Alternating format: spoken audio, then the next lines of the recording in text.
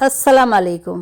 আজকে ইফতারে একটু অন্য রকমের ডিশ তৈরি করেছি, তো আপনাদের সঙ্গে শেয়ার করছি। এখানে ছোলা খেজুর আদা নিয়েছি, এখানে চাল গুঁড়োর রুটি করেছি, 2 রকম মাংস কষা হয়েছে, সজনে ডাঁটা আলু টমেটো দিয়ে চিংড়ি মটর দিয়ে রান্না হয়েছে। ওটা মুরগির মাংস, এটা এটা হচ্ছে মাটন, সঙ্গে আছে ওয়াটারমেলন, গ্রেপস।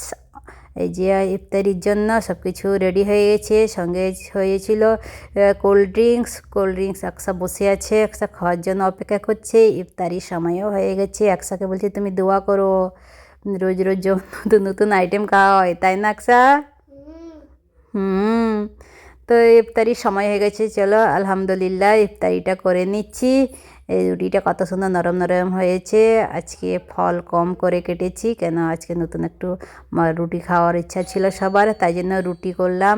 এখানে ছোলা মটর সিদ্ধ করেছিলাম, খুব সুন্দর করে ভাজা করেছিলাম টমেটো আর লেবু রস টস দিয়ে, খুব মজা হয়েছে। ধন্যবাদ।